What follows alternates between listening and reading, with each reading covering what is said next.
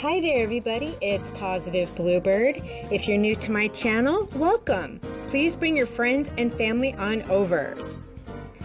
Today I'm going to show you what I made, which is a paperweight.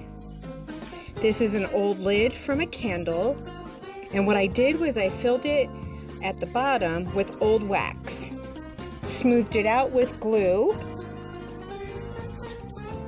This is recycled wax from a wax burner, and we're going to incorporate these rocks and shells.